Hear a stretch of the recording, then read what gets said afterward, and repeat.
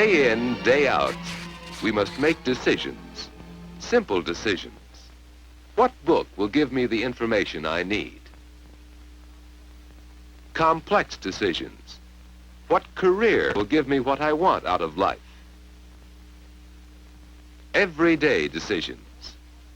Well, what are the skills of making decisions? How can we acquire them? And what happens if we don't make our own decisions? Let's see. Oh, I just don't know, Sue. Friday night. I'd like to go, but... Well, I should stay home and catch up on my homework. It does sound like fun, though. I should stay home, though, shouldn't I? Or should I? I'll ask Mom and let you know. Ask your mother? Are you kidding? You're not a baby anymore. Well, that is... Don't you think I should ask her? Listen, Jane Parker, it's about time you started making decisions for yourself. Well, have it your own way. I'll see you tomorrow. But that's the deadline, tomorrow. Do you see how failure to make your own decisions can lead to uncertainty, needless worry, and a childish dependency on others? Oh, hi, Sis. Can I go to the show with Tom and Chuck? The show? Well, I don't know. You don't know? Mom said I should check with you when she's not home. Yes, but the show. You might get home late. Mother'd be mad. Of course, if you went right away... But it's a double feature. Come on, Sis. Make up your mind. The kids are waiting. Well... Can I go or can't I? No, then. You can't go to the show, and don't ask me again. Okay, Jane. I'll just play ball for a while instead, okay? Yes, but be home in time for supper. Okay.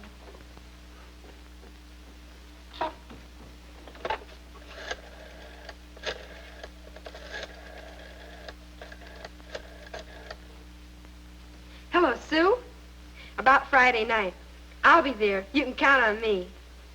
Bye. And when you do make your own decisions, you feel good. Even if your decisions are not the best, they give you a sense of assurance. Well, it was nice having everyone at home in time for dinner. Especially you, Bill. Yeah. Bill wanted to go to the show this afternoon. But I knew he'd be too late with the double feature and all, so I decided he'd better not go. She sure did. Well, that was wise, dear. Well, Jane, it's good to see you learning how to accept responsibilities like that. Oh, I'm going to a party Friday night at Sue's house. She called and asked if I wanted to go, so I decided to go. Well, that sounds all right. You know, from now on, I'm going to make my own decisions. After all, I'm not a baby anymore. I don't have to go running to Mother. Dad, could I make decisions for myself, too? After all, I'm no baby. Well, Bill, you do make some of your own decisions. And as you grow and mature, you'll be making more of them. I'm glad you're thinking about that, Jane. And while you're about it, you really ought to decide about your summer vacation. Summer vacation? I talked to Mr. Rugen today, and he says he can give you a job in his store this summer if you want it. A job? But, Jane, you were talking about taking that special art course this summer. Have you decided about that? Well, no, not exactly. That is, a job. Art course. I'm sort of confused. I just don't know. Mom, what should I do? Ha, ha, ha. Run to Mother. I'm not a baby anymore. Ha, ha, ha.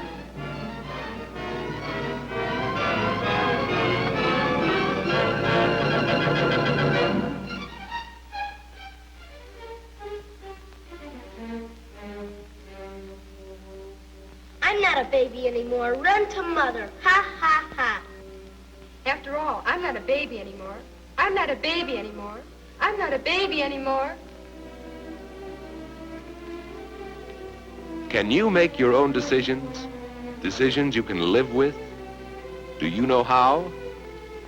Perhaps if you think about decisions, think about people you've seen making decisions. Bill sometimes decides things, but somehow that doesn't seem a very grown-up way of making decisions. Think of someone else. Think of Martha and how she decided what courses to take. Shall I register you for the commercial law course next term? What other choices do I have? Well, you could take... What choices do I have? Let's figure this out. Perhaps you can write down some of these ideas. Let's see. Whenever you have to make a decision, ask yourself, what choices do I have? Make sure you know the alternatives and find out as much as you can about each.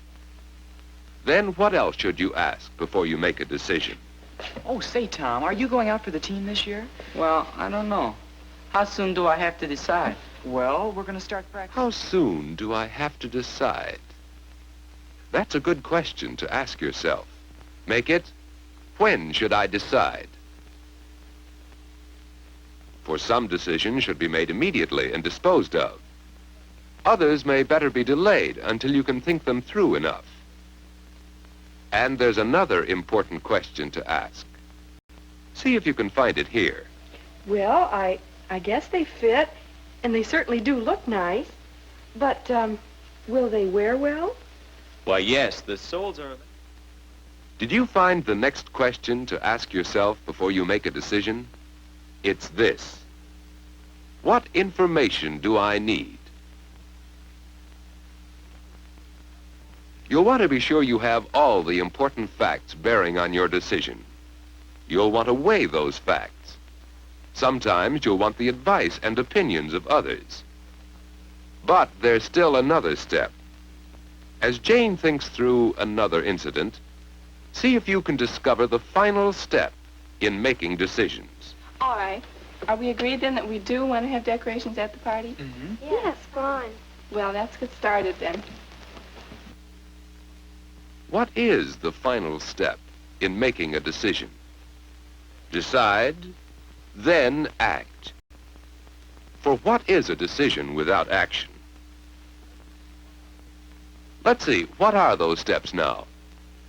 Ask yourself, what choices do I have? When should I decide? What information do I need? Finally, decide, then act on your decision. Let's see how well Jane applies these steps.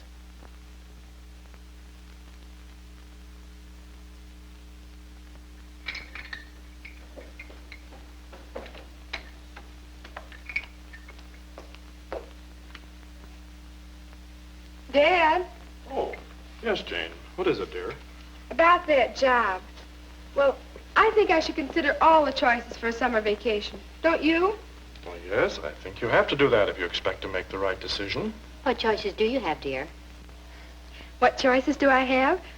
Well, there's the job, there's that special art course, and there's an opening for an assistant camp counselor. Or I could just loaf. Now ask Mama what to do. It'll be enough, Bill. But, Mom, I do want your advice. Only first, I think I should know when I have to make the decision. I've got about a month to think about the other things, but... Well, when do I have to decide about the job at Mr. Rugen's store? Well, he'll want time to find someone else if you don't want the job. I should think he'd want to know by Monday at least. But will that be long enough, dear? I think so. But I'd like to know more about that job. I want to make the best decision I can in the time I have. After all, I'm going to have to live with it all summer long. I think I'll go down and talk to Mr. Rugen tomorrow. Yes, there are skills for making your own decisions. They are not easy at first, but with each decision you make, you will learn something that will help you with the ones ahead. Learn to obtain the important information for each decision you make. Be sure you have enough information on the various alternatives. Obtain your information and your advice as soon as possible, giving yourself the time you need to think through all the possibilities, weigh the choices, and decide. When you have decided, take action. For whether your decisions are the best ones or not, they're yours. Keep them your own. Accept responsibility for them. You'll be a more mature person and a happier one as you learn to make your own decisions.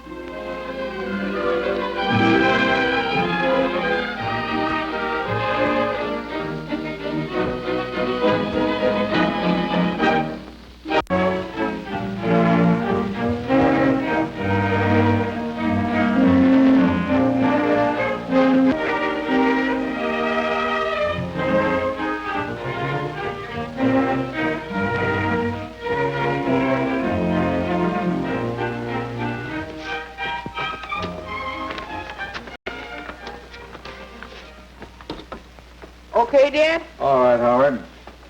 Here goes another strip. Careful. Okay.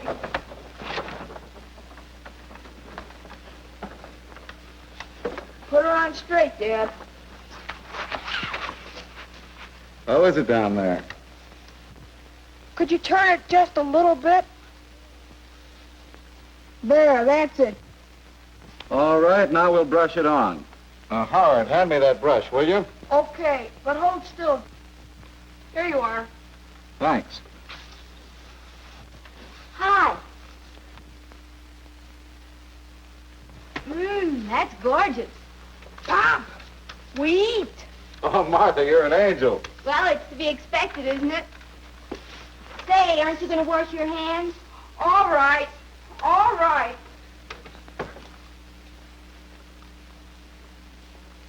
Why, how lovely. Glad you like it. Hold on just a minute. I'm nearly through with this strip.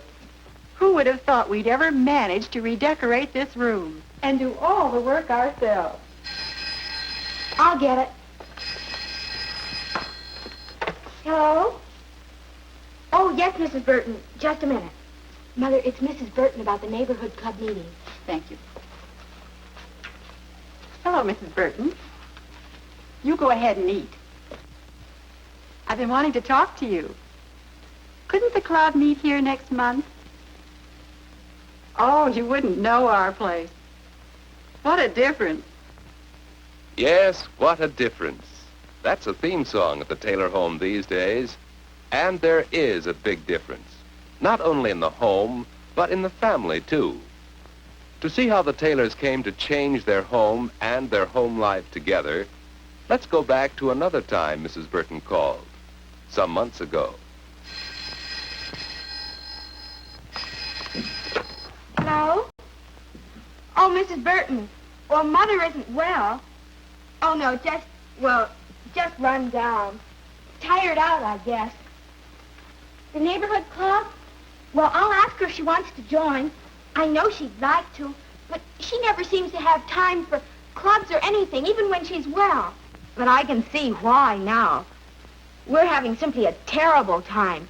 Very disorganized and trying to do all the work, Dad, Howard, and I. But I'm getting some good ideas from my home ec book. Did you know it says... Oh, certainly, Mrs. Burton. I'll tell her you called. Goodbye. Now, let's see. General cleaning is made much easier if each person picks up after himself. Cleaning. Pick up after yourself. Yes.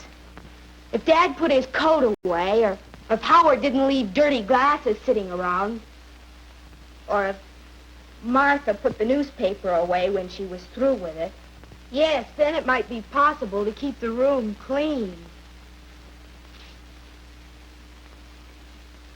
But jobs such as vacuuming, dusting, and scrubbing must be done. They sure must. No wonder Mother's all worn out and sick. I don't know how she does it all. Uh-oh. More work to be done. Repairing, cleaning, cooking. Now, home is a lot of work. Just plain work. What a bunch of trouble trying to do all this work around the house. I was never cut out to be a cook. Here, let me. Oh, gee, thanks, sis. When Mom's sick, we're going to have to help each other. Now, take a look at what I've been reading. What? When work at home is planned and organized for cooperation, there can usually be more time for leisure. Hey, sis, maybe we should get organized. Good idea. Let's try it. You can take some jobs, and Dad will help, and I'll take some jobs. Then maybe we can get our work done. Good. Cooking. Cooking.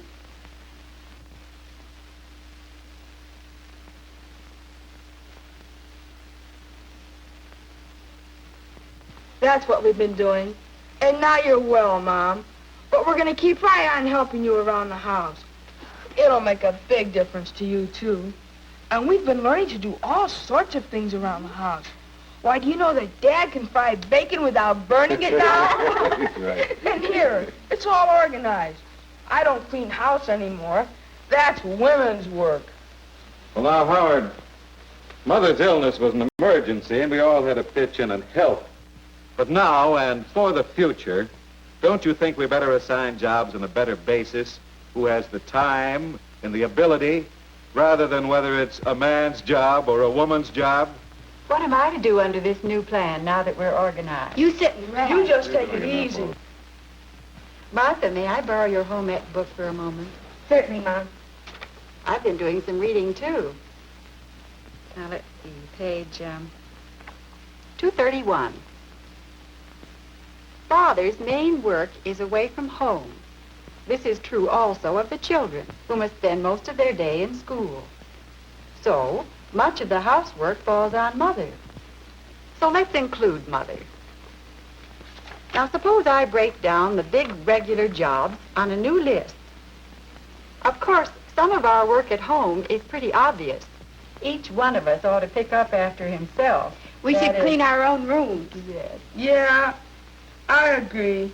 Since I've been taking care of my room myself, I can find things. I'll clean up the bathroom after I shave. Where there won't be too many stockings hanging around. That's the idea. Each of us picks up after himself. And in addition, has regular jobs. Family jobs. That will help me a great deal. We'll do it. I'll help with the cooking and house cleaning and that sort of thing, too. But there are a lot of odd jobs that don't seem ever to get done. Like fixing the lampshade or polishing the silver. Who's going to do those? We all have spare time. Let's make a list of all the odd jobs around the house. Then, when anyone has any spare time, he can just go to the list and take on a project. Super. I like that. Well, let's begin. What's first on the list? So that's how the Taylors organized their work-at-home plan. Their ideas helped their family. See how many would help your family. Each one looked after his own room and helped more with his own clothes. And the Taylors had individual responsibilities for family jobs.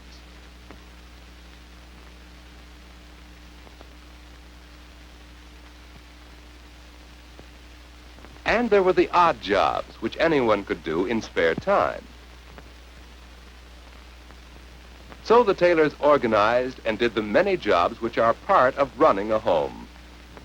But there was a bigger lesson they were learning, unconsciously learning. A lesson in planning and working together. Does anybody want to make a new cover for this shade? I guess I could make a lampshade. I'm taking the frame to school tomorrow to solder. School. I'm glad you mentioned that.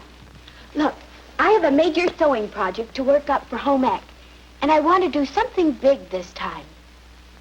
Maybe a slipcover for the Davenport. Do you think I could?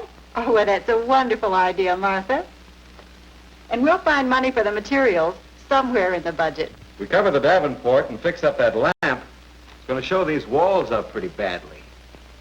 Maybe you're right. It is kind of dirty. It's time we redecorated this room. Ouch. I don't think the family budget can pay for a decorator. Does it have to? The Millers papered their own dining room and painted the woodwork. I bet we could do that, too. Why not? We could borrow the tools from Ed Miller. Then we'd only have to pay for the paper and paint. You know, I'm glad I joined the neighborhood club. Mrs. Burton knows a lot about interior decorating, and I think she could give me some ideas. And we could pick out our wallpaper and slipcover material and everything. You know, this is beginning to be quite a family project. It certainly is. Of course, this is more than a story of wallpaper and slipcovers. It's a story of improvements in the Taylors themselves, for they are a far happier and better family since they learned to share the work at home.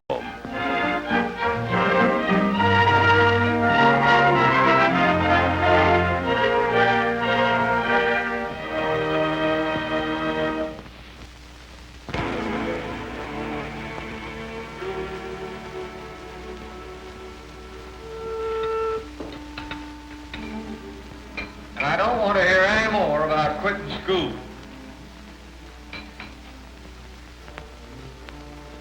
Put that radio junk away and listen to me. That new school cost us plenty. We voted and got it built. And you're going to go to it, do you understand?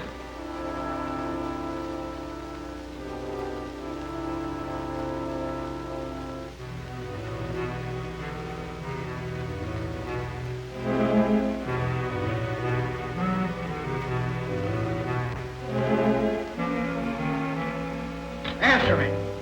Okay, I'm going. All right. Better. I'll be going to the new school next year. Miss Regan said that we won't have to share our desk anymore, and I'll have a desk of my very own.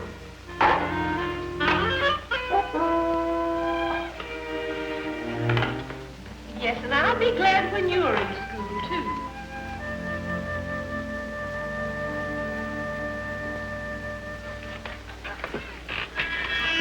Mike, try not to get in any trouble the first day.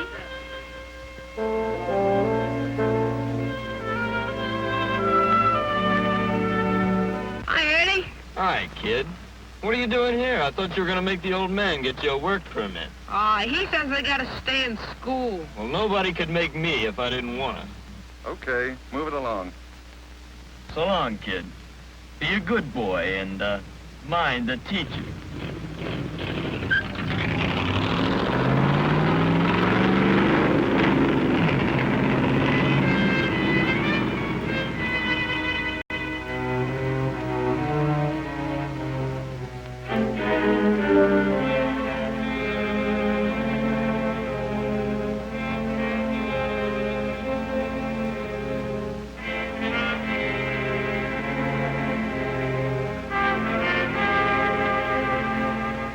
New or not, it's still just a school.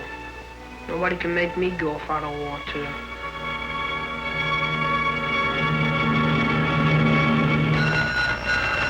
Okay, so they made me late.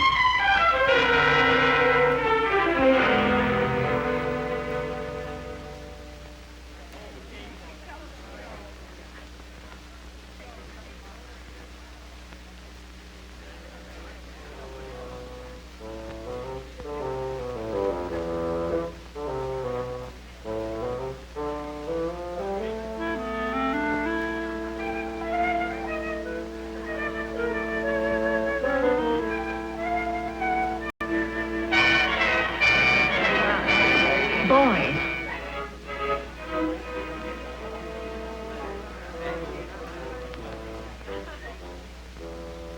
Maybe some cleaning fluid. No one is to remove it. I want it left there.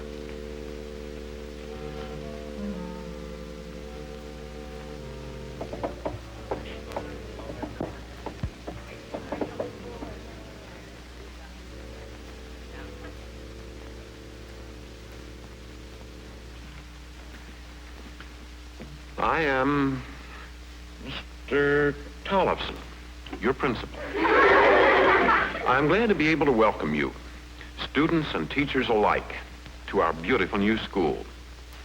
A place where we will work and learn, yes, and play too. And we will learn to do all of these things together as responsible members of our school community. However, unpleasant as it is for me to speak of this on our first day of school, I find it necessary to bring up something which concerns us all. Some one of us here in this assembly has deliberately made a black mark on the clean wall outside the main entrance. That mark on the wall is the first black mark against us, against our school. I have given orders it is to be left there.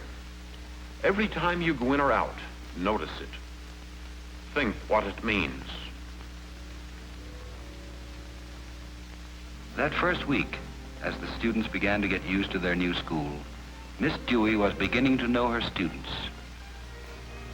This was no haphazard process of her feelings and first impressions, but a careful, objective effort to understand each student's needs, interests, and where good teachers could best give guidance. The cumulative record of a student, his past achievements, his aptitudes, his health, the suggestions of previous teachers were all a help. Miss Dewey did not use these records to judge her students, but only to help her understand and guide them. There was Charlie. Charlie, big as any man, but so awkward. Behind in reading, too. And Anne, quick, brilliant, a challenge to any teacher to keep her doing the best that's in her. Jean, wanting to be liked, but so shy. I almost hate to call on him and see his blushing struggle to express his ideas. Frida, such a pretty girl. Self-conscious because she can't afford clothes as nice as the other girls. Frank, popular, a good student. You just know he'll be on the student council. And then there's Mike. I wonder. One thing, no one's going to tell Mike. He'll make his own decisions. If only he isn't trapped into making all of his decisions against things. Against the school. Against his parents. Against the teachers. Mike's cumulative record. Health, apparently all right. Sight and hearing, average. Work habits, interests, abilities. Music, mathematics, somewhat above the average. Achievement not up to what he could do. 2 full years below his grade in reading. This will take some extra work.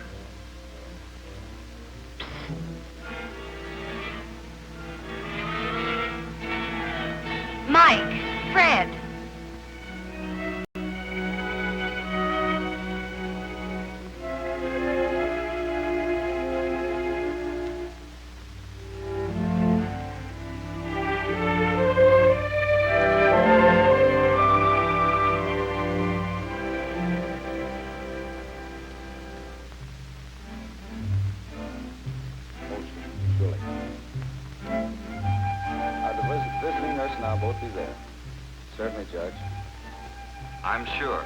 I'm sure we can work it out. Thank you, sir. And what's bothering Miss English literature and composition? Problems? Not really. It's just that here's a boy I think you should get to know. An ounce of prevention, eh? Oh, Mike. Well, Mike's not a bad boy, really. It's just that the first paper he's written has some ideas about quitting school. Get a job and have money of my own. He's behind in his reading, too. And he'll get further behind unless he has help. I just think you should get better acquainted with him. Sure. I'll make it a point to see him.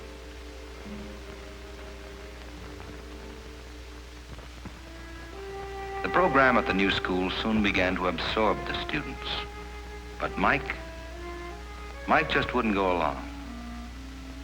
School was still just something he had to put up with.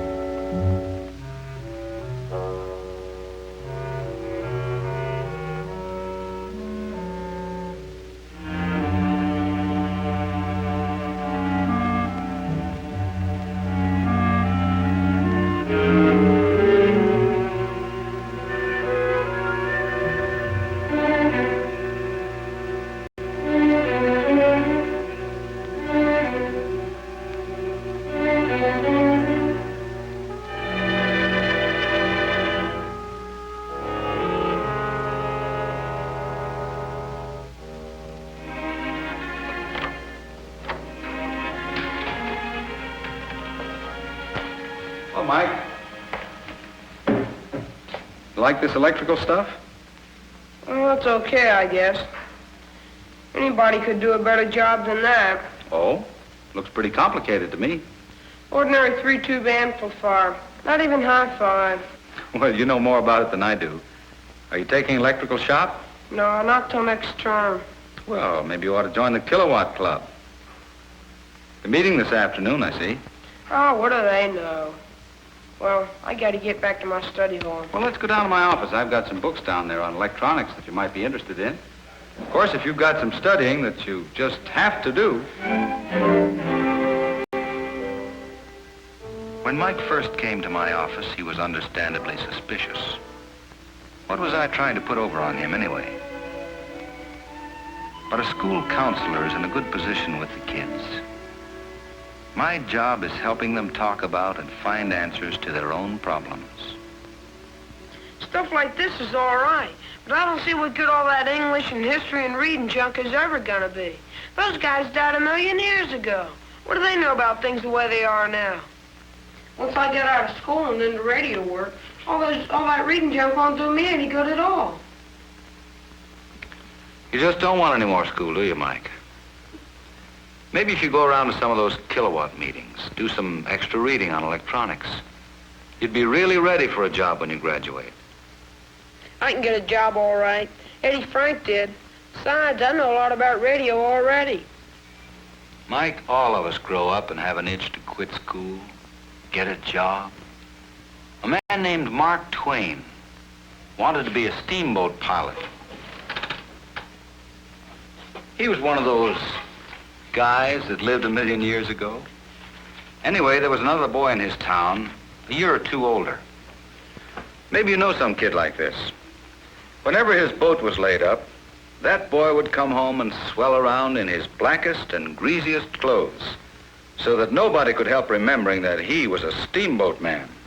And he used all sorts of steamboat technicalities in his talk, as if he were so used to them that he forgot common people could not understand them. This fellow had money, too, and hair oil. Also an ignorant silver watch and a showy brass watch chain. But some of us could not get on the river. Our parents would not let us. Well, what happened? Oh, Mark Twain got to be a steamboat pilot, all right, and a good one. It's all written down here for anybody who wants to read it. You can take it along with the others if you like. Okay.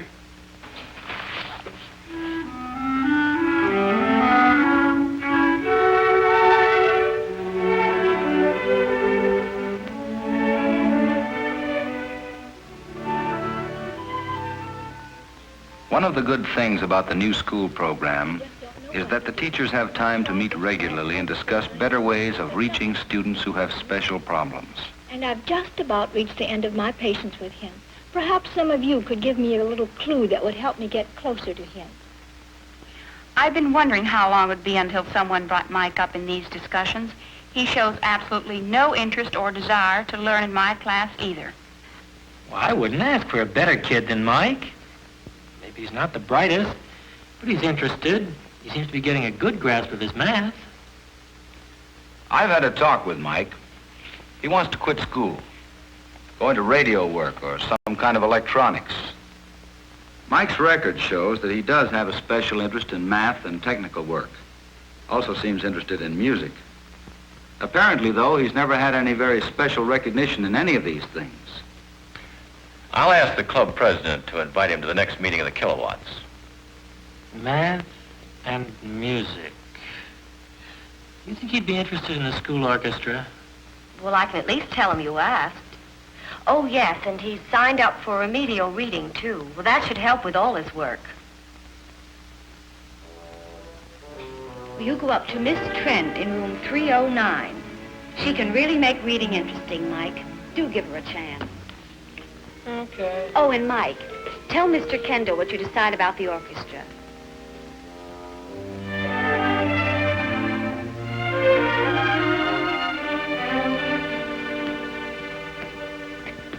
Nuts to this reading stuff. I just walked down. That'd show him.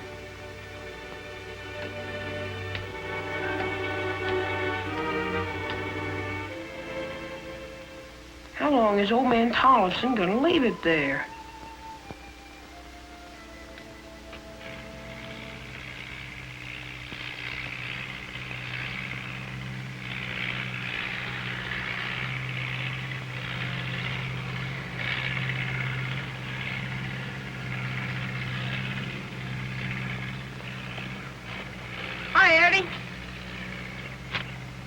Well, hi, kid.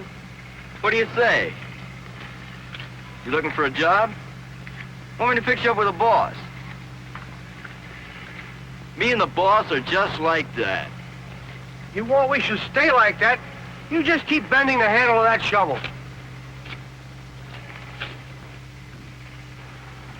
Maybe you've got a job I could do?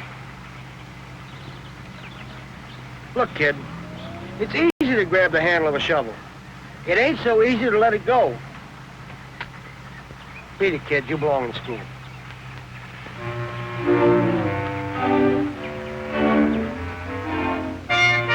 long, Eddie.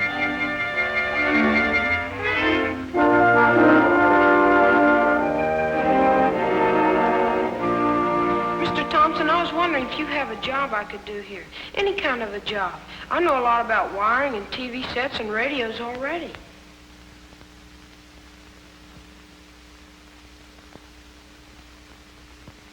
All right, Mike. If you want to come in after school, sweep up, burn the trash, wash the windows, anything to make yourself useful, I'll pay you, say, 50 cents every afternoon. You understand, you've got to finish school before anybody will give you a real job. Oh, boy. When do I start? Sure, working in a radio shop after school is fine. But you told me that Mr. Thompson says you ought to finish school. And to do that, you'll have to pick up on that reading. Ah, nuts. Why does a good guy like Tatum have to spoil everything? And what about playing in the school orchestra? Have you decided to try it? Sure. I guess so.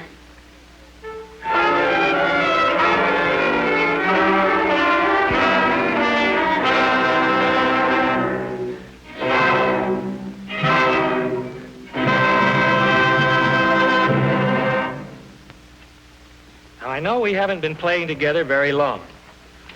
But if we're going to be ready for the music festival, it means that we've all got to practice our parts individually as well as with the others. Homeroom with Miss Dewey was turning out to be a busy, interesting time. Here they got the school news, arranged and planned their activities, and learned and studied the things that we used to study only in courses labeled civics, geography, history, or English. And in spite of himself, Mike began to realize that quite often the class was working and studying and talking in terms of things that he really wanted to know. Also, with the increase in population, many home appliance stores, including radio and TV shops, have sprung up in the community. The competition between these stores is very great. Some may go out of business. But even so, everybody expects an increase in the number of service and repairmen needed, especially for television sets. Work like this requires special training on the part of service and repairmen. From all indications... Yeah, can't just anybody monkey around trying to fix a television set. Even the reading wasn't as bad as he'd expected. Miss Trent let him read about electronics, showed him how to get more books and magazines from the library. She even seemed to understand something about electronics, just from helping Mike read.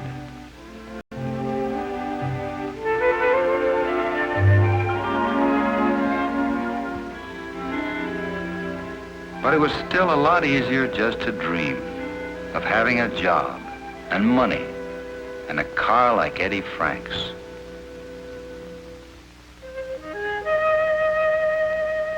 Of course, there was the orchestra and practicing for the music festival.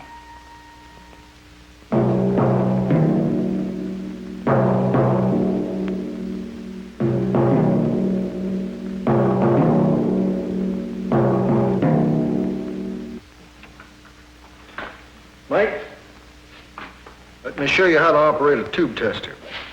Now first, look, I promised this at 5 o'clock.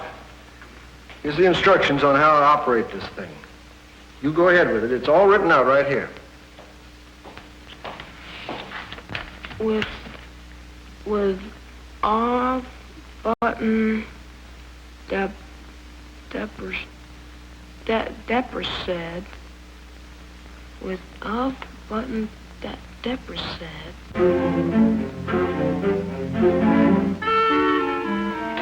Haven't you got that done yet? It's all right here in the book. Anybody should know enough to follow instructions. Now let me in here.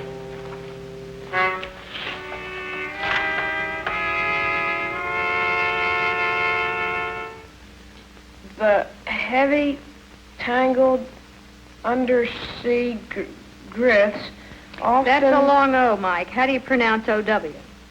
O? Yes. Growths. That's right. Often trap the divers. That's fine, Mike. You're getting to understand the vowels very well. Next time, we'll just go on with this lesson. Miss Trent, can you read this?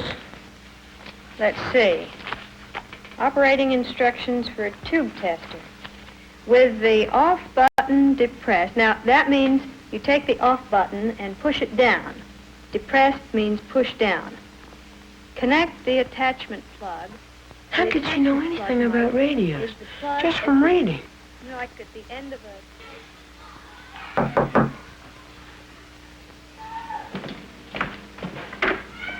Yes?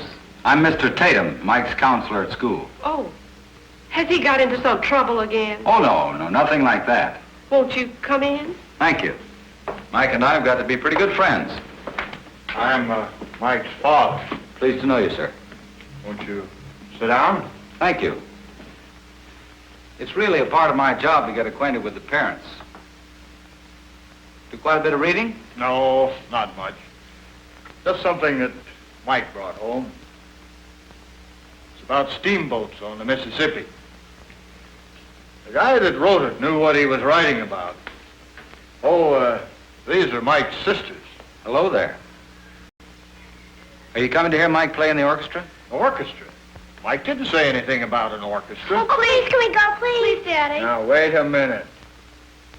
Mike's supposed to be in school to learn something, to get ahead.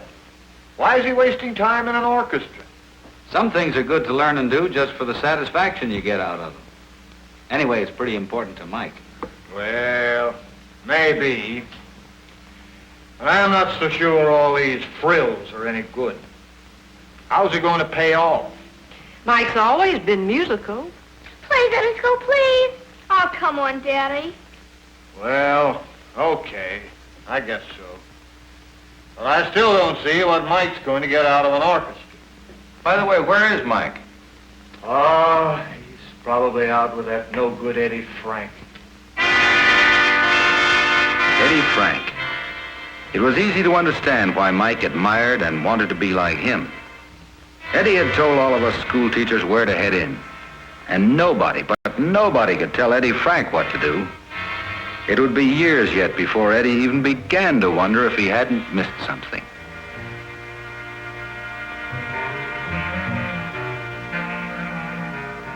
Come on, Steamboat, make your shot. Where you get this steamboat business? Just some guy I read about in a book.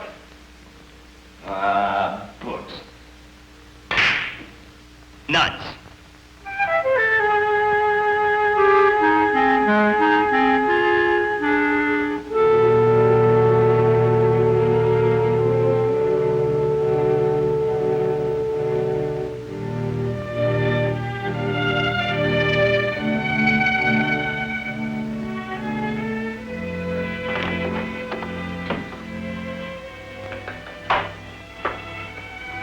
I brought back your book. It's pretty good. He's the best. I'm sorry I wasn't home last night when you came over. The old man's all steamed up about coming to the music festival. Even gave me dough to get tickets.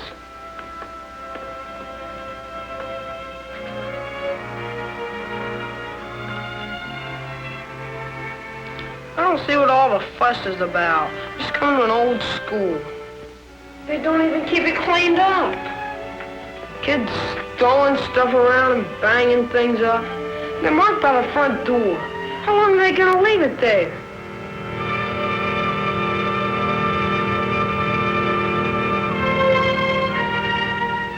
Well, so it was me that made the mark. They don't have to leave it there forever. What do you want to do about it, Mike? I want to take it off. Let's go down and see Mr. Thomas.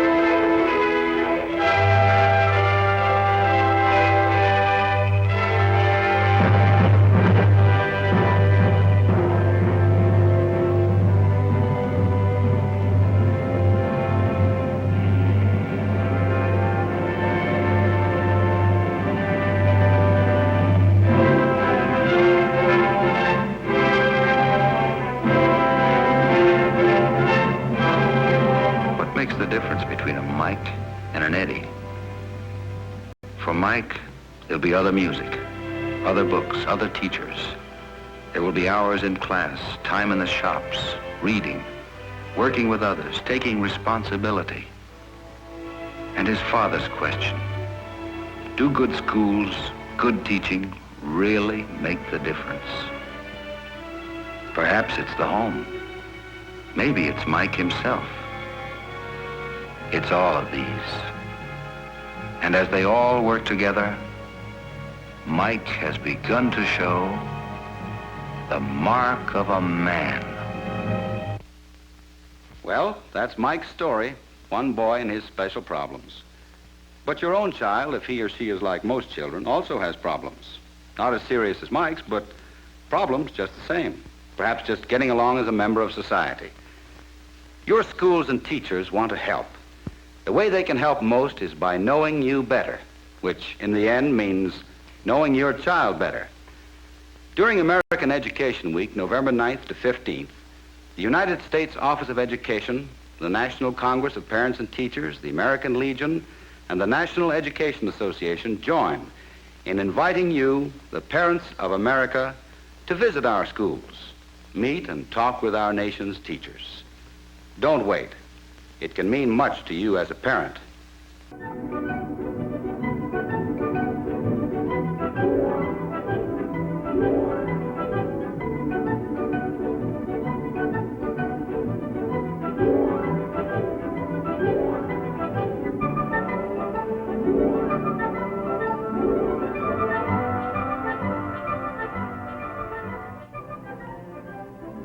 You know how it is when something exciting happens to one of your friends.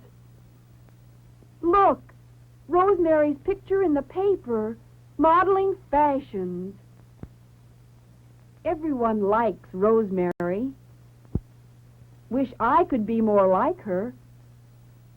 She always looks so confident and smooth and well put together. I'm glad to have her as a friend. So are the fellas. Well, a week later, my folks were away for the weekend, and I stayed with her. I was glad for a chance to see all her clothes and some of the things she does to be so good to look at. After dinner, we got down to our favorite subject, clothes. There's the dress she wore for the picture. It's really much prettier when she's wearing it.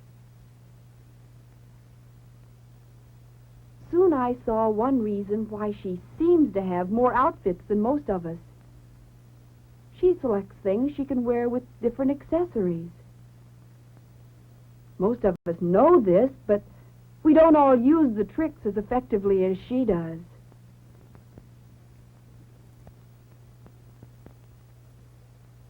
And a belt can change the whole appearance of that dress. So plan your clothes and accessories so you can make many outfits out of a few.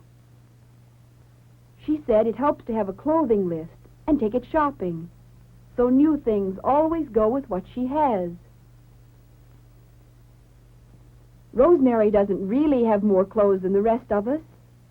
She says if clothes aren't too flashy, they won't always be recognized. They'll go with more things. And when styles change, conservative clothes will stay in good taste. Rosemary's clothes always look as if they're brand new. She takes good care of them, stores them carefully, and keeps them neat with a little regular attention. We all wear the same kind of clothes, but some always look neater than others. A little polish can make a heap of difference. And when you wear hose, you want to put your best foot forward, and with straight stocking seams. I'm really no stranger to this polishing business, but it would be better if I gave them regular care, and if I have the heels replaced before they start to look run down and sloppy. And here's a thought. If care makes things last longer, there'll be more money in my clothes allowance to buy other things. Now take spots in clothes. Take them out. Rosemary checks her clothes for spots and pulls seams before she puts them away. Then they're always ready to wear. I used to think my mother was picking on me about caring for my clothes, but it really isn't a waste of time. Even underclothes, knowing they're clean and mended adds to your confidence and poise. With all the new materials that wash and dry so easily, we can all have clean bra, panties, and socks every day, and we can wash them ourselves, not wait for Mom to do them. So, care of clothes is a big part of looking your best. We all know that, but maybe we all need to realize how much it will do for us. Then we'll take time for it.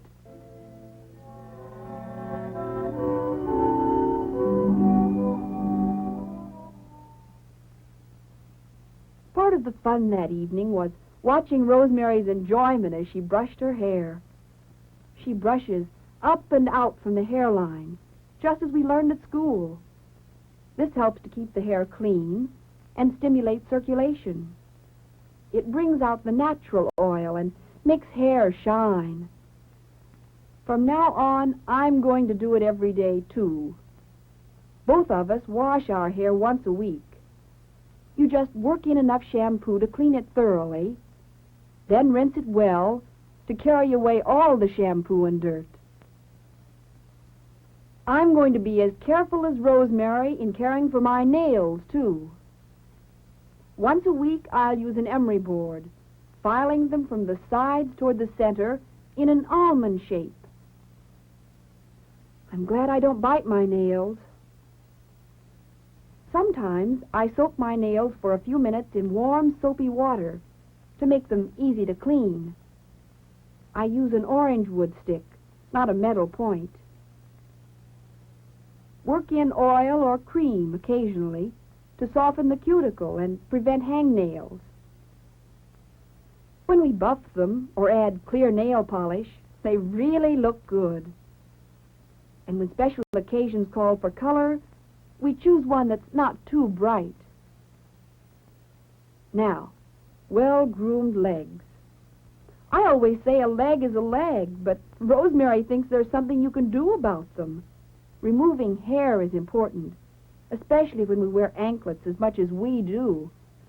I'll have to see that my legs are fuzz-free. There's a lot I could do to be better groomed. I used to think that Rosemary was just naturally attractive, but I can see that it's a case of regular good grooming, of attention to detail. Well, time for bed, 'cause regular rest is a part of good grooming, too. Morning again. Sometimes when I get up, I feel too sleepy or too lazy to take a shower or a bath. But you feel so much better and cleaner when you do.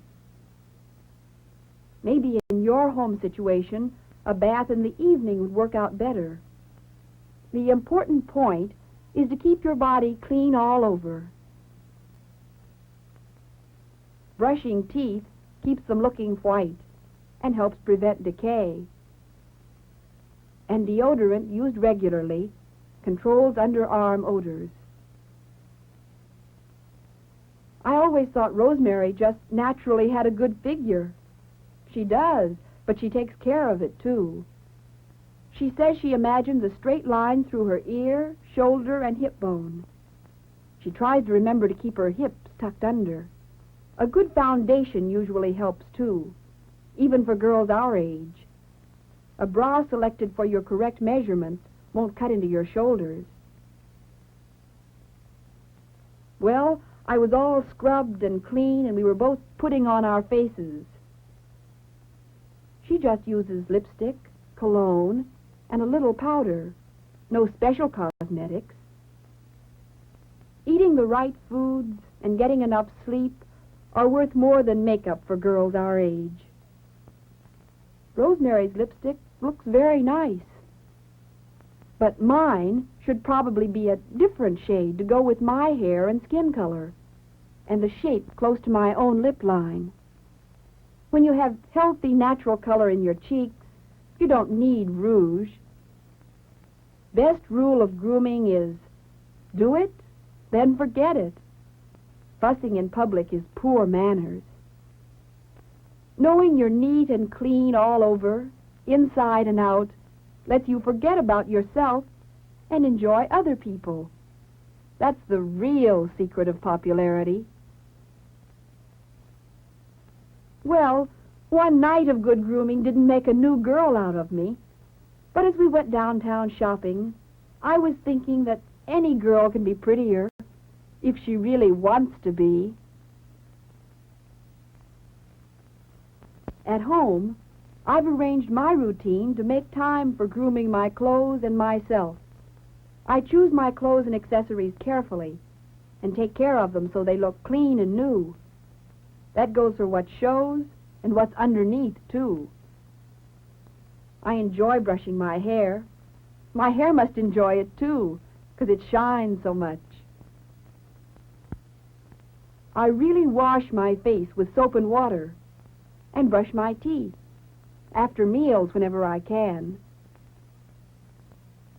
My nails look naturally neat because I've worked out a system to care for them regularly. I've learned that a good figure requires good posture. But the first steps to making the most of myself are eating properly, getting regular rest, and enjoying recreation. There's a real good feeling that comes from knowing I look my best. You know, everyone wants to feel clean and good to look at and natural. But those things don't come just naturally. They take a lot of planning and a little effort. But it's worth it. Don't you think so?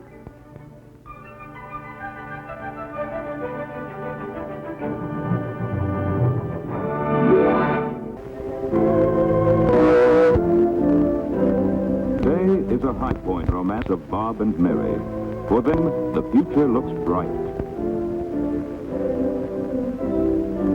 Bob's mother and Mary's parents are confident, too, that the marriage will succeed, because it's based on many things: companionship, mutual interests, shared ambitions, and that mysterious intangible quality which we call love.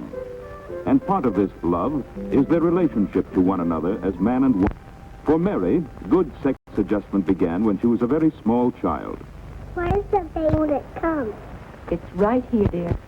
Of course, it doesn't talk yet, or cry, or even eat. It has to be inside, big and strong enough to be born. When it comes, Mommy, can I help to take care of it? Yes, dear. The idea of childbirth was made natural and normal for Mary. She was happy to know that she would have a new baby sister or... Bob's mother was a widow. In spite of this, she was determined that her son should have a proper knowledge of sex from the beginning. She answered all his questions. If no questions came, she arranged situations so that he became conscious of sex.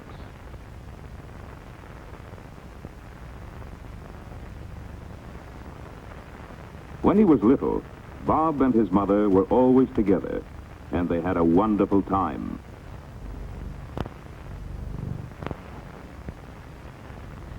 As he grew older, he made sure that he played with other children, both boys and girls. And when he was old, she was pretty proud that he seemed to fit in well. When he was 10, he actually scoffed at puss. Mary, too, had a normal childhood, with many friends of both sexes.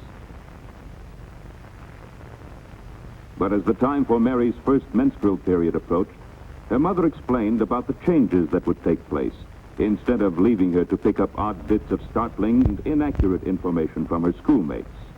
Mary's father and mother got on well. They had their occasional quarrels, but in general, home life was pleasant, natural, and secure. Hi, Duchess. Hi. At about 11, Mary went through a sort of reversal. She didn't talk much and spent hours alone, just daydreaming. What's the matter with her? Oh, she's just growing up, dear. Well, hadn't you better have a talk with her? Oh, yes, dear, but I don't think this is the time. When she wants to ask questions, well, I'll try to be ready with the answers. Mary's mother tried to discuss sex without embarrassment and to give Mary facts without prejudice or any suggestion of fear or shame. At about 12 and a half, Mary reached puberty. Around this time, she found that her friends wanted to talk about sex. He opened the door, and there she was lying in bed. Some of them got most of their information from off-color jokes that they really didn't understand. But you don't always have a baby when you're over time. I read in a book that you don't have a baby. Some of them learned about sex from books, but there were so many things that they didn't know. If you marry your first cousin, do you have a deformed baby? Does kissing have anything to do, about having babies? Are you afraid of having a baby, Mary? No, I'm not. Because after all, people have been having babies for thousands of years. And nowadays, doctors have so many ways of making it safe. Mother said... For Mary, the fulfillment of a healthy sex life held no fears. Sex was not something sinister to be whispered about, but it was a natural function which could contribute to the ultimate happiness of home and a family. About this time, Mary developed a sudden, strong friendship with Lucille Williams. It seemed that Mary could talk better with Lucille than with anybody. They had absolutely no secrets from each other. They were inseparable. To Mary's mother, it seemed unnatural, this continual intimacy, this concentration of affection on one not very unusual girl. Oh, Lucille, wait a minute. Ethel. We forgot about Ethel. We're going to have to bring Ethel. Oh, we don't have to bring her. You know what she's like with boys and everything. Mary, darling, you're keeping Lucille from her dinner. Oh, I was just leaving Mrs. Gibbons. Well, bye. I'll see you tomorrow. Okay, then. Bye. Bye. Mother forgets the devotion she had for her own girlfriend about 25 years ago. Next, there was a crush on Ethel Hampton, senior girls tennis champion. Mary seemed to have a real need to be stirred up about someone. It was a transition stage from the antagonism toward boys just before puberty to the next stage of falling in love with a boy. Soon she reached that stage.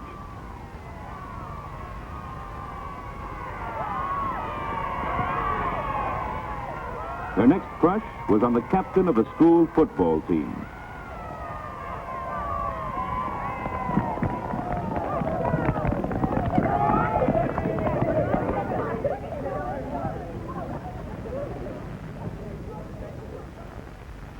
She spent hours trying to make herself more attractive, imagining herself in all sorts of romantic situations. It might be a boy. Hello? Oh, hello, Lucille. No, but it's going to be about a boy. John's going to ask me. He pretty nearly did today. The class bell rang. Yeah. Oh, he is creamy. But Phil's going to go, too. Bob was growing up, too. He knew about the reproductive organs and nocturnal emissions. He also knew about masturbation, but he'd read that the problem was more mental than physical.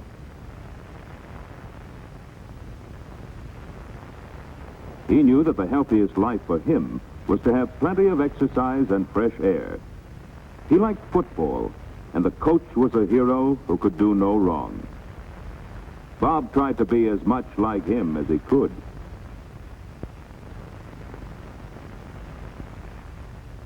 His interests were mainly masculine, and his success at sports made him sure of himself. He could take girls in his stride, just as he did games. Until one day, when Bob was 16, it became apparent that his interest in girls was getting to be more than casual.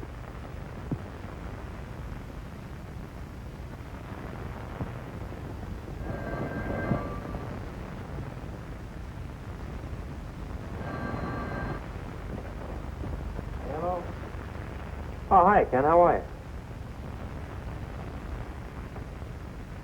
Oh, she's okay. But I can do better than her, Kenny. She's going around with Dave anyway. Well, let him keep her. Well, sure I could. I just didn't want to. Well, so what? I've got better prospects than her, too. You should see the one I'm taking tonight.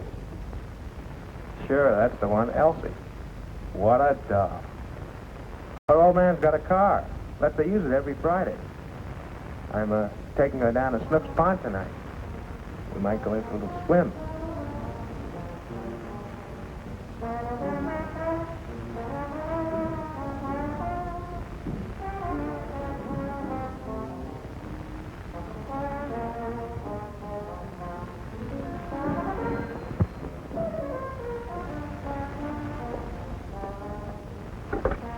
Hello?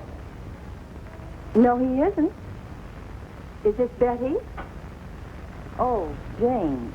Well, no. I beg your pardon? Well, no, Hazel, he isn't in it. No, I don't know where he was going. He didn't say. Not to me, anyway. Girls, girls, girls, dates every night. She was worried. Perhaps his behavior was normal, but it was not to her liking. How could you get him more interested in his schoolwork? Mary and her gang were going through the hangout stage. They like to be in a crowd. When you're not sure how to act or what to say, you can hide your confusion in the general hubbub. A girl has to look as though she knew her way around, be more sophisticated than she really is. It was all new and exciting, and Mary was proud of her success. She wanted the others to see how popular she was. Hi, Mary. How about going to the dance with me Saturday night? Well, I'll think about it. Hey, wait a minute. What about me? You didn't ask me. Well, I was going to. But you didn't, though. Jim got there first. Okay, Jim. Good. See you around.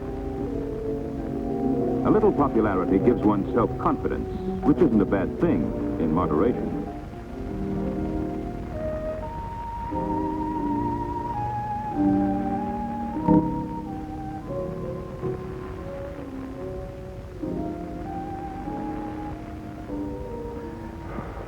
I don't even know that one's name.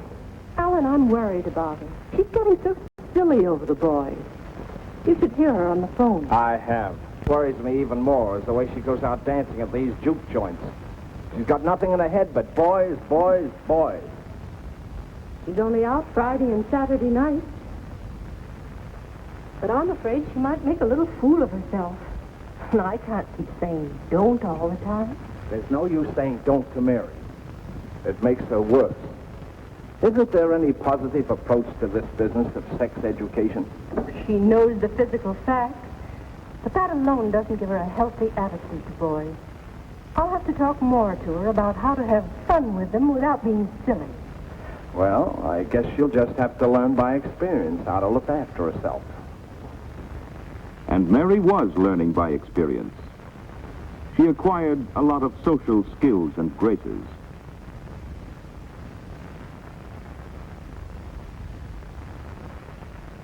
She learned how other people are likely to react to different situations. She learned about herself. And by going with a lot of boys, she found out what kind of boys she really liked most. And her mother tried to help her develop sound judgment about boys, not to be influenced by superficial glamour or the opinions of others. Because her mother never seemed shocked, Mary talked freely with her. By 16 and a half, Mary had settled down to go steady with one boy, George Palmer, who was in her class at school. He wasn't her ideal, but she liked going steady because it meant that she was always sure of having a date, and she never felt left out and unpopular. Her parents thought George was a nice boy, and they were glad to know who Mary was out with at first. But after several months, her mother began to be afraid that the affair was becoming too serious. Actually, Mary and George were at the point of breaking up anyway.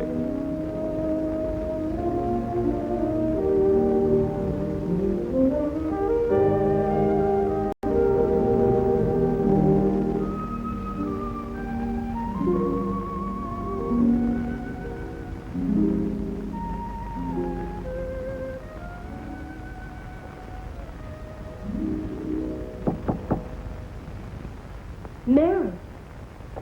Yes, Mother?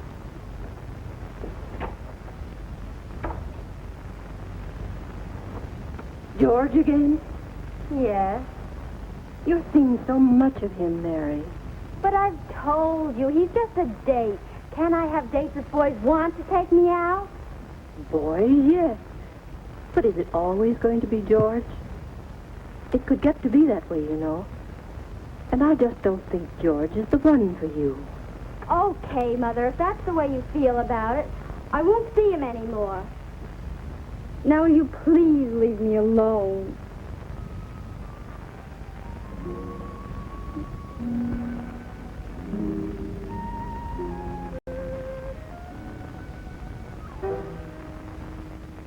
Bob's mother was having her troubles, too.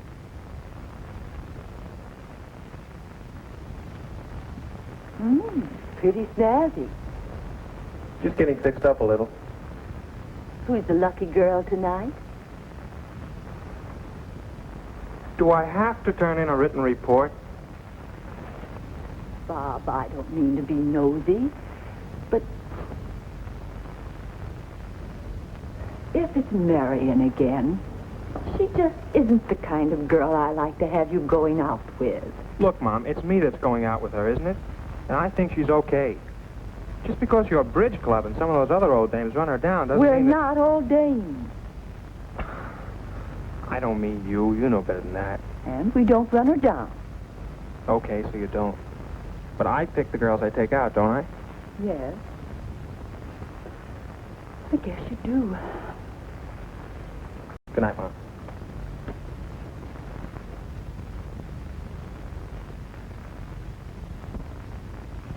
It seemed as though all the planning and guidance since he was a child had been a waste of time. Bob was going with a fast crowd, and like most teenagers, he wanted to be one of the gang, go as far or farther than anyone else did.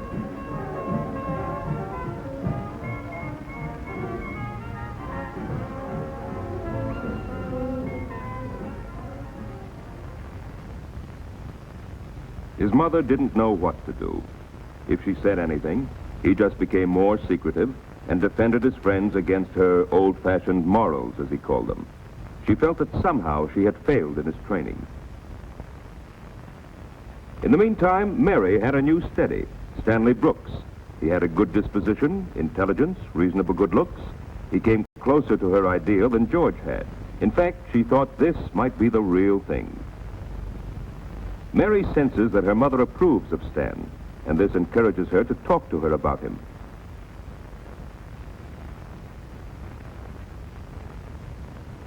But not long after, Stan's family moved away.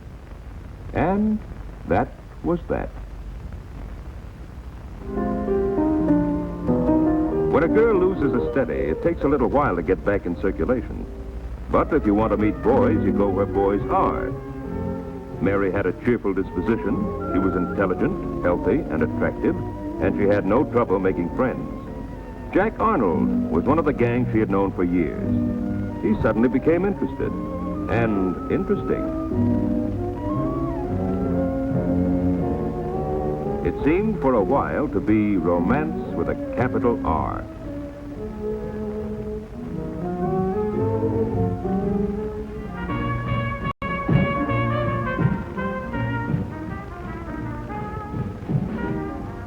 Jack, please don't do that. Don't act like an iceberg all your life. Look, we love each other, don't we? Yes, but after all... After all what? Take me home. Now Mary began to realize what her mother had meant all these years. Through her own experience, Mary was developing a sound ideal of what love should mean in her life. It was not what Jack offered. A change is coming over Bob, too. Come on, Jeannie, time I was getting you home. Oh, why? It's early. Work, Jeannie, work. I've got exams coming up in the morning. What a party pooper. Bob had been to plenty of wild parties. It wasn't so excitingly new anymore, and life was other interesting things. He had a career to think of. He began to stay at home more. Engineering stuff really takes slugging. You're going to lose out with your girlfriend. Don't worry. I won't. He still enjoyed parties. He still took out girls, a different one every week. But his perspective had changed. The desperate rush to find out all about sex was over. In his case, too, early training was taking on new meaning through personal experience. Mary had broken off with Jack, and by chance she turned up at the same party as Bob.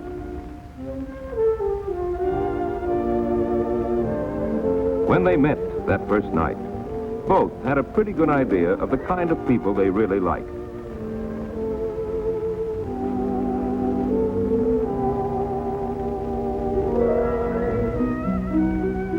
It didn't seem much different from other dates at first, but after a few weeks, both knew that it was different. Petting was not just a form of entertainment or an experiment. There was real affection, the things they were looking for. Being together heightened the enjoyment of everything they did. They tried to be together all the time.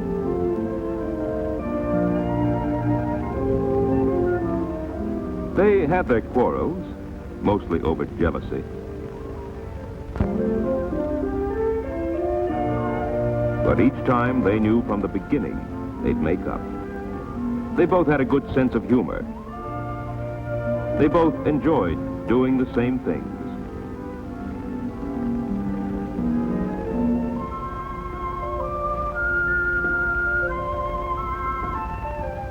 Because of similar family and educational background, they had much the same way of looking at things. They began to know that this time it was for keeps. They were so sure that their love was deep and spiritual that at times a marriage ceremony seemed to be just a formality. Love seemed to be all that really mattered. But each of them knew deep down that they wanted their marriage vows to have real meaning.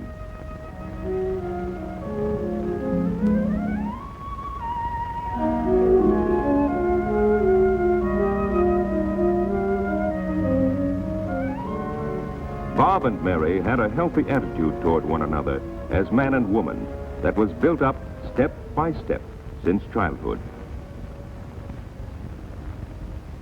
First, each of them learned the biological facts of sex as soon as they were able to understand them. Second, they learned about the other sex from their own experience. Thirdly, their parents tried to help them understand the real values of sex life. And finally, long after reaching physical maturity, they became emotionally independent of family apron strings. Now, they're on their own.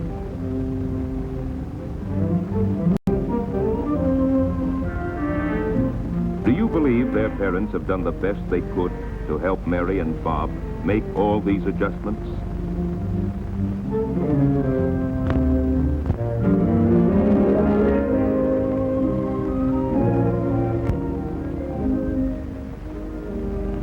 Are Mary and Bob typical of our teenagers? Have they assumed for marriage?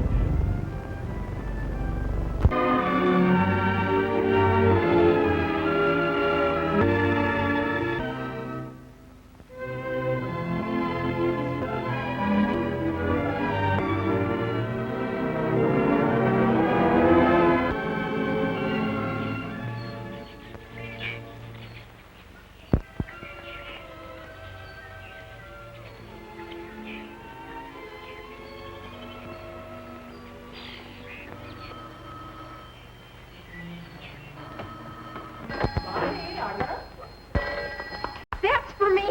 Take it easy. Hello? Gee. Yes, he's here. It's for you, Bunny. Ah, told you so. Hello? Marie, Oh, yes, Alice. Marie, you're up something. I do wish you'd try going out with some of the other boys as well as Jeff. Why? Mother, I like a lot. Well, I know, dear. I like him, too. But after all, there are other boys in the world. If there are, I wish one of them had called. Now, would you date with one if he did call? Oh, I don't know. I'd rather go out with Jeff, but I wish the others wouldn't ignore me so. Oh, Mother, that's the whole trouble. Jeff doesn't ask me, he just shows up. He knows I'll be waiting for him, so he doesn't call. And neither does anyone else. There are disadvantages to going steady. Daddy? Yes, I guess I have been going steady with Jeff. We never talked about it. But then, we've dated regularly for quite a while. But it's not serious. Really, it isn't. Well, I hope Jeff doesn't feel that he has the right to take liberties. Oh, Mother. That was Alice. She wanted to come over and make some fudge with her. Girls. But I guess I'll go anyway. Don't worry, Marie. I'm sure that if Jeff likes you as much as you seem to like him, he'll be over. Or phone.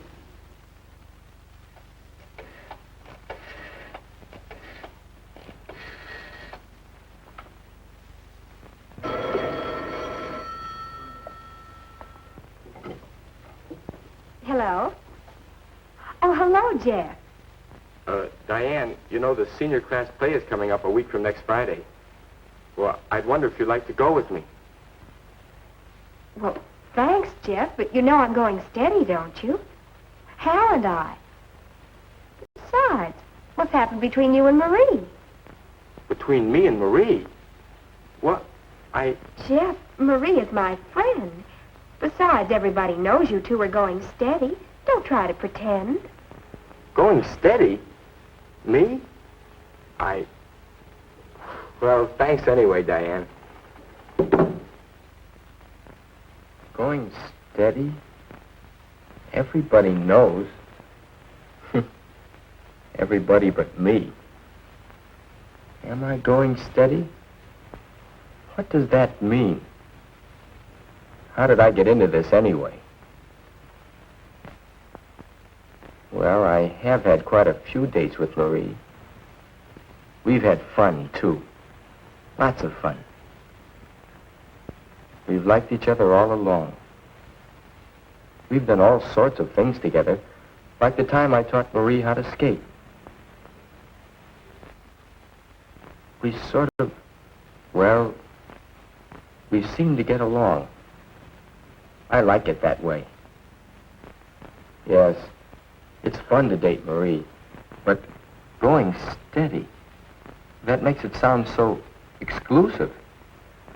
Everybody knows, eh? It's great to have you spend an evening at home for a change, Jeff. Quite a while since we played. Your move. Your move. This Marie Miller you've been dating seems like a fine girl. Yes, she is. My move again. Are you sure you want to move there? I guess I better not play anymore tonight. I'm not so hot. All right. Something else on your mind? Well, the kids have all got the idea that Marie and I are going steady. Uh-huh.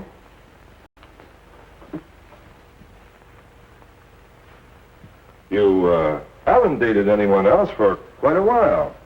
But we haven't agreed on anything. I mean, we haven't even talked about going steady. You just sort of go steady. Perhaps that's the best way to go about it. You've dated Marie a few times. You've enjoyed the dates together. You're in the habit of dating each other. As long as you don't make any commitments, as long as you don't expect too much of each other. That's funny, Dad. I half expected you to be mad when I told you. A couple of years ago, you used to worry if I dated the same girl twice in a row. Yes, Mother and I used to worry about you going steady. Still do some. But you're older now. Mother and I think that you're better able to cope with the problems that go with going steady. Yes. You've played the field for 2 or 3 years, Jeff. Now you begin to settle on one girl. So date her rather steadily for a while. Of course, the first time you go steady, you don't expect it to be permanent. Permanent? Mother and I went steady for quite a while. But it wasn't the first time for either of us. What your father means is you'll likely go steady with several different girls before you begin to think seriously about marriage. Oh, well, who's thinking about getting married? A lot of young people do actually drift into marriage without first finding out how they get along with more than just one person. Yeah. I think I understand better now. Come on, Dad. Let's play some more checkers. Oh, I guess I can skin you again. Not this time. There. You know, I think this is going to turn out all right. Oh, I guess so.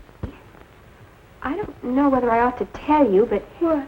Well, Jeff asked me for a date. Naturally, I refused. You know, I think you ought to make a bargain with him. Make him promise not to date anyone else. Well, how do I know I won't want to date someone else myself? Well, if you do, you can break up with Jeff. Go steady with the next fellow. Then why go steady at all? Why not circulate a little? Besides, do you think we're old enough to go steady? Well, how old should you be? Oh, you don't know how wonderful it is. Hal and I can depend on each other. I never have to worry whether I'll have a date. And it's so good to know that you belong to somebody. You don't have to make an effort to be at your best all the time. Well, what about petting? I mean, I've heard you can get too deeply involved if you're going steady. I know what you mean. Some boys think they can take advantage of you if you date them more than a couple of times. It's natural when a couple goes steady that they're closer together, but you have to know when to stop. Somehow that doesn't sound like the way I want it to be. Seems crude. What? Know when to stop. Well, you live your own life, but if you take my advice, you'll get your man and you'll go steady. There. All done. I'll get these things. I wonder, do I have to decide? Can't I just wait and see what happens? Besides, I don't know how Jeff feels about all this. Go steady for a while with several different girls. Enjoy it.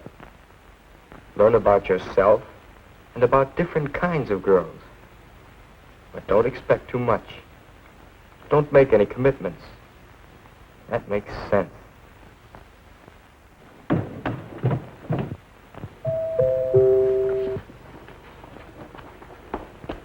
Hi, Jeff. Come on in. I hope you're not busy tonight. I don't have anything planned, but I did want to say hello. Well, hello. Hello. Wouldn't you want to play some records? Sure. But first, I did have one thing planned. Would you like to go to the senior play with me next Friday? I'd love to. Thanks for asking.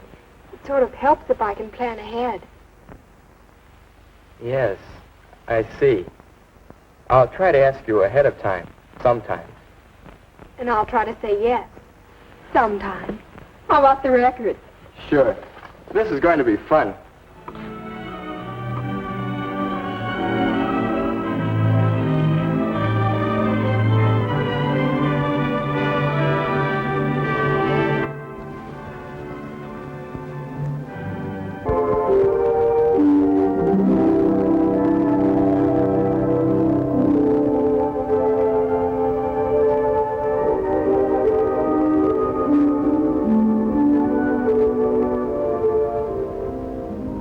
Towns like this town of Oakdale all across America. Thousands of communities with decent, hard-working citizens who go about their activities apparently unconcerned and unworried. Although, unknown to them, disaster has struck. In Oakdale's evening paper today, there appears an article reporting several cases of syphilis among teenagers in the community. First knowledge many of the citizens will have of their city's plight. That newspaper will land on the doorstep of nearly every house in town, and people in all kinds of homes will read the article and assume it has no meaning for them. Remember the girl who lives here. Her name is Lynn Corwin. We will see her again as we attempt to understand and learn whatever is to be learned from this report on Oakdale. Remember these men, too. for they will play a vital role in Oakdale's struggle to free itself from this disease. Dr. Adam Jameson, private physician, and Dr. Ralph DeForest, head of the local health department. And finally, remember Edward Grover, who has a son named Hal, a son who also figures in this report. Did you see this VD story? I don't know what's gotten into Kyle Foster. He's run a fine family newspaper for years, and now, what's he want to print something like this for? About people like that. Besides, Kyle knows as well as I do that this VD thing is licked. Syphilis can be cured in no time, and yet he publishes this scare stuff like an incurable plague was on us, like every kid in town was involved. Well, my son isn't.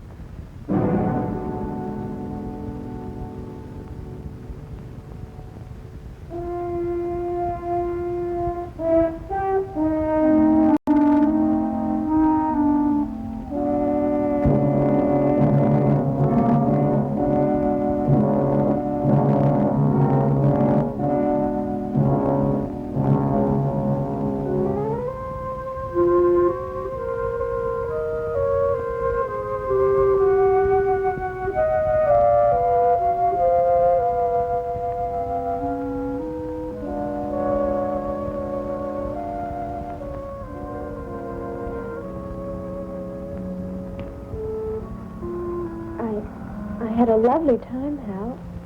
Yeah, sure. I'm glad you did. You're all right. Well, look, it's late. Will I see you tomorrow? No, not tomorrow. Some of us fellows are going to the drag races over the weekend. But I'll call you sometime when I get back. Fine. I'll be waiting.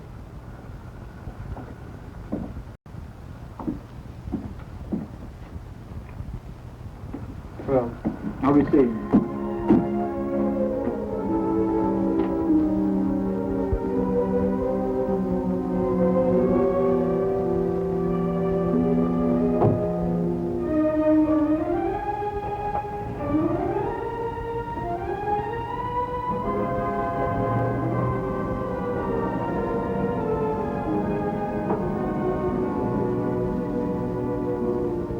Nan? Yes, Mother. Oh, I guess I must have dozed off. I was just going to rest my eyes for a minute. What time is it? Oh, it's just a little after 11. You're home early. Everything go all right? Oh, perfect. I still can't believe it. Mom, he took me to the country club. Imagine me dancing at the country club with Hal Grover.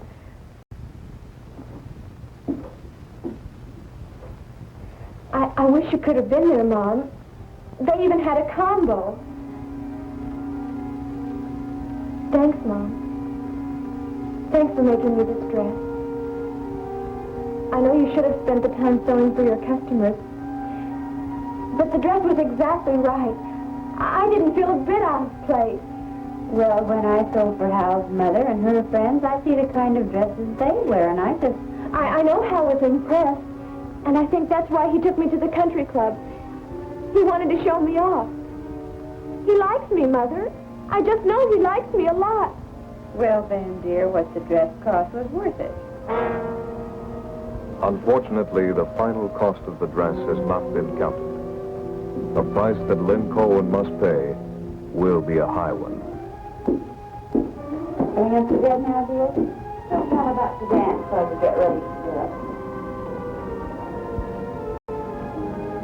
The dress, like many other things in today's world, is part of an enormous subtle pressure which our times put upon young people.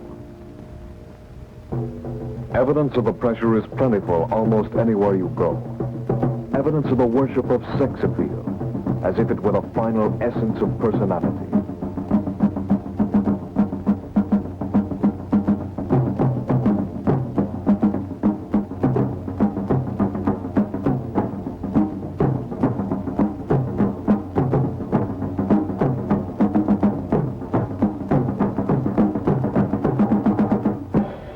Who is to blame if young people respond to this pressure, reenacting in the privacy of parked cars a theme hurled at them from every side? Who is to blame if they respond to what an anxiety-ridden world seems to be telling them? Dance, little children. Dance faster, little children. Don't be grim. There's a time for every hand. The lyrics in the shadowy room may be suggestive, but at that they suggest something more human than most of the headlines around the spinning globe. For every guy. It's so thrilling when you're willing to go all the way to your man. It's all right on the moonlit night. Oh, baby, won't you take a chance, little children? Don't be grim. Faster, faster, faster, faster. Race to live while you may. And a part of the frenzy to experience, to learn about everything, takes Hal Grover and his friends to another part of the state, to participate in the weekend meeting of drag racers from all over the area.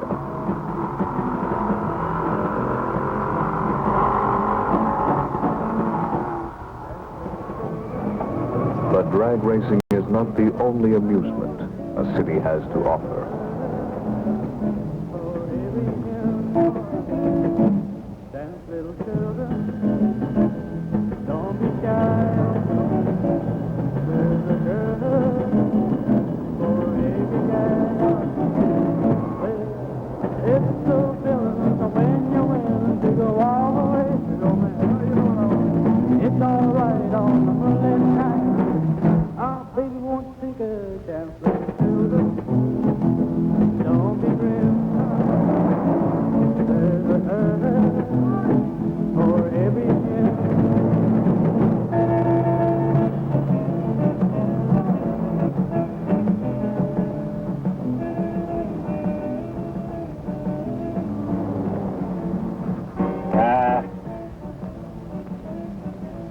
How much longer are they going to be? I think Hal can find some other place besides our room. Man, I'm tired. I want to go to bed. Hal and his women. Oh, finally. Yeah. Hey, check that. Come on, give us. Still?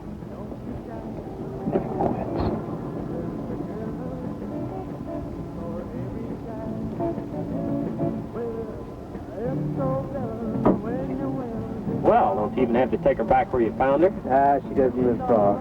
Besides, she has to go home alone. Her parents are the strict kind. They don't allow her to go out with boys. She can go home and tell them about meeting a new girlfriend. Howland.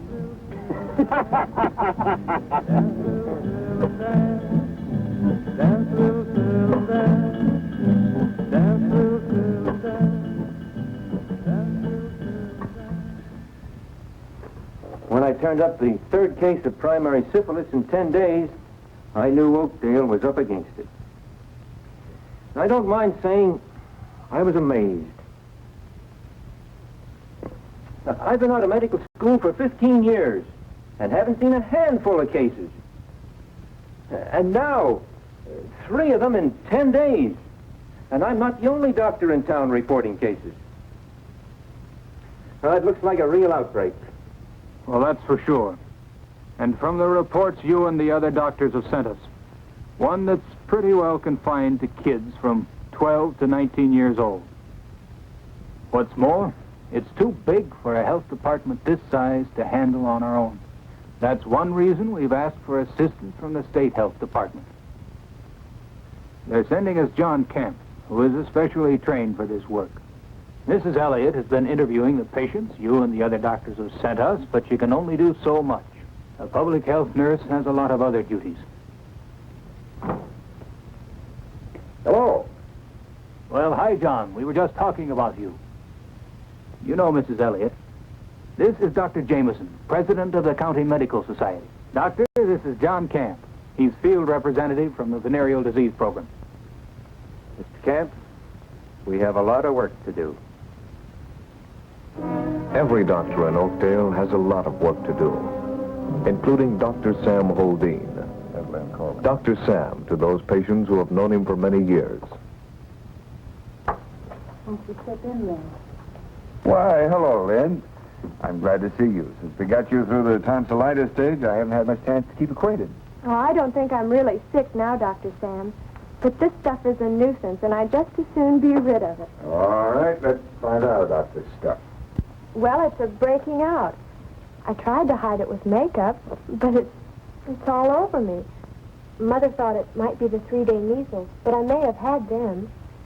Well, let me call the nurse and we'll check you over. Miss Day, would you come in, please? Thanks a lot, Edna. Well, Dr. Sam, what do you think it is? Could be a number of things. Maybe an allergy to some food. And writing you a prescription that may help. You use this for a couple of days, and let me know if there's no change. Okay, I will. I feel better already now that there's something I can do about it. Well, bye. Oh, goodbye, Lynn. Give my regards to your mother.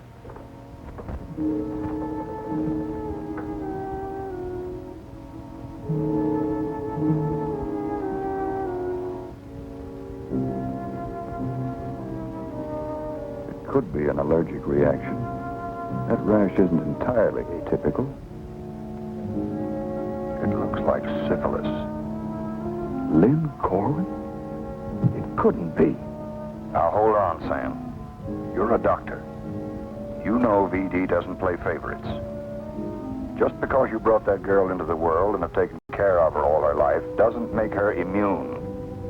Why didn't you take a blood test? Because it just couldn't be. As doctors are human, so there may be in their hearts the wish that some things just couldn't be. But as doctors are men of science, dedicated to the welfare of all their fellow beings, that wish must give way to a review of the facts.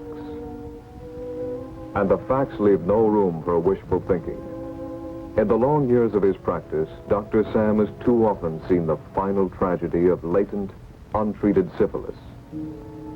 He has seen those whose minds were destroyed, whose bodies were horribly crippled. And he has seen helpless babies, born of syphilitic mothers, the most tragic victims of all. What Dr. Sam knows only too well wipes out every trace of his momentary wish that such things couldn't be where Lynn Corwin is concerned.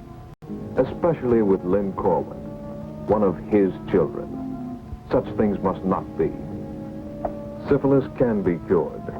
And if, regrettably, Lynn has syphilis, she must be cured. Lynn, this is Dr. Sam. I think maybe you better... As Lynn Corwin makes an appointment with Dr. Sam, other doctors have sent in young people whose disease has already been diagnosed. Appointments with John Kemp, the field representative.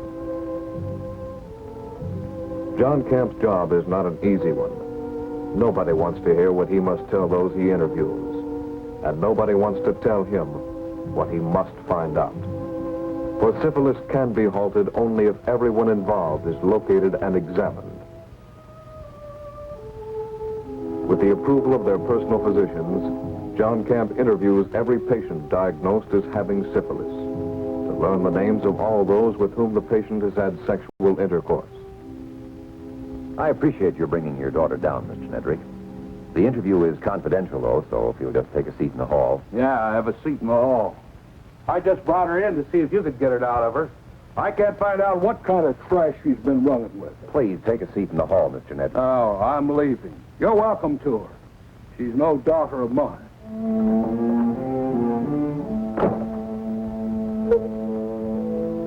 The parents of teenagers who have blundered blindly into infection are sometimes more blind than the children they condemn. John Kemp is all too familiar with typical parental reactions. It's that sex education they get in the schools. If my boy hadn't known about such filthy things, he wouldn't have got curious. And he wouldn't be sick. I didn't want him to find out. Not me nor his daddy told him nothing. But some other busybodies did. Oh, I'm surprised, all right. But only that he had the guts to do it. He's the biggest penny waste I ever saw. But I sowed my wild oats when I was a boy, but well, I didn't think that kid of mine had it in him. Hey, look, I'm not going to preach at him. It's the church's job to preach. My husband and I can both tell you it's not Junior's fault. It's all his fault. I just can't do a thing with him anymore. Confronted with those who have been judged, who come to him even under the best of circumstances, ashamed and afraid, John Camp acts neither as judge nor prosecutor. He is an investigator dealing with the facts.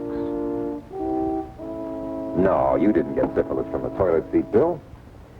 You got it from sexual intercourse with somebody who had it. Now, these are the people that we have to talk about, for their protection as well as for yours. Nobody wants to talk, but because John Camp sees beyond the patient to the welfare of the whole community, he must make these youngsters realize their responsibility. All right, Bill. Now, what about your very best girl? There isn't any. I haven't got a best girl. You wouldn't want to walk out of this room with somebody's life in your hands, would you, Bill? No, but she's all right. Bill, that's something a doctor has to decide. Now, her name is... Her name's Betty. Her name is Mary. His name is Jack. Her name is Susan. Roberta. Bob. Joanne. The names are many, and there is usually more than one. For the patient must tell the names of all sexual contacts within the infectious period, if the chain of infection is to be broken.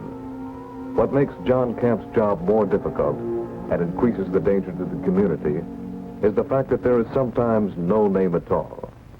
All right, Tom? Who else? Nobody. Just them. Just them and some girl at the ballpark. I didn't even catch her name. Well, where does she live? Who knows? It was a night game. We never got out of the park. Well, tell me what she looked like. Anything you can remember about her. Oh, she was just a pickup. She may be the reason you're sitting where you are now. If she is, I wish I'd never laid eyes on her. She really gave me the come on. And her a foot taller than me. She had sort of light blonde hair. Starting with a known hangout, the ballpark. With only a vague description of a girl, the field representative tries to find one of the known contacts of an infected person. And here, as with all other cases in Oakdale, he is successful in locating a potential source of syphilis. The tall, aggressive blonde. Unfortunately for other communities, a number of contacts are named in surrounding towns. Locating a possibly infected boyfriend in Ashton may be simple. Since Ashton is across a state line, another state health department is alerted to find the boyfriend. Another field representative continues the search, perhaps finding that in our increasingly mobile society, the search has become more complicated.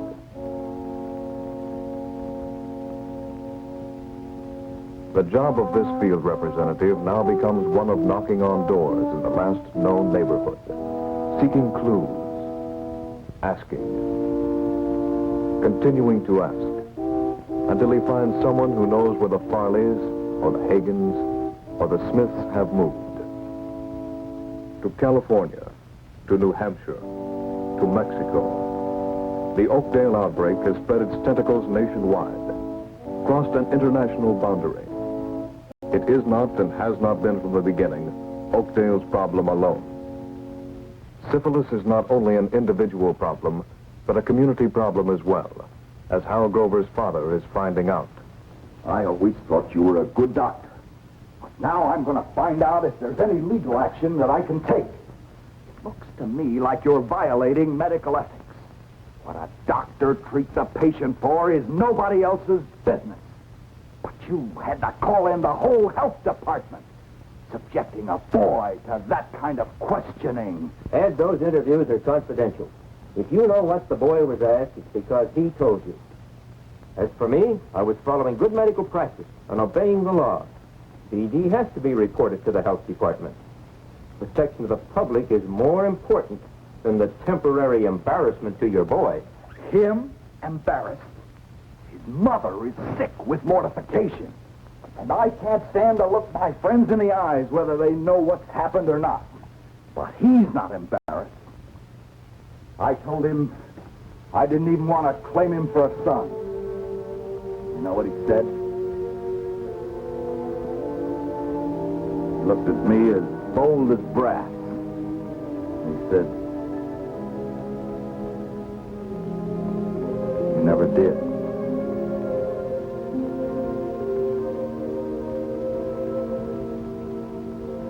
I bought that boy everything in the world he ever asked for. Bicycles, ponies, cars. He's got the best clothes and the biggest allowance in town. What more can he want? I don't know. Maybe he wants the thing he seems to have been looking for pretty desperately. Somebody who cares.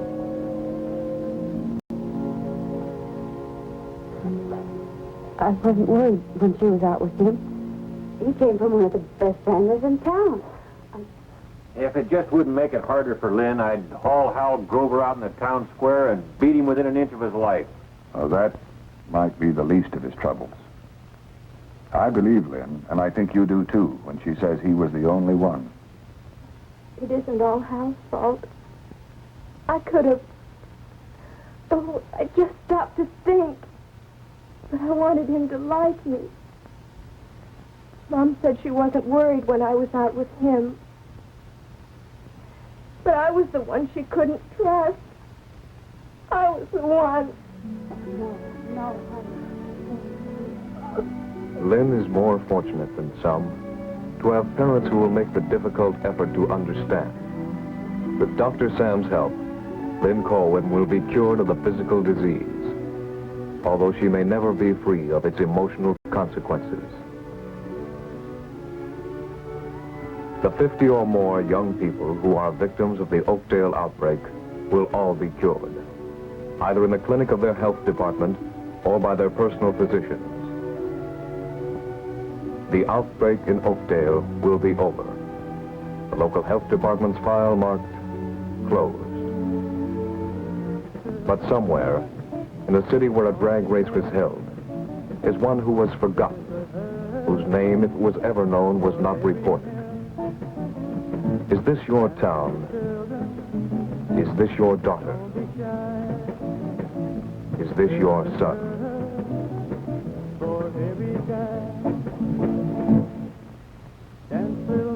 Dance on, little children. Dance, little children.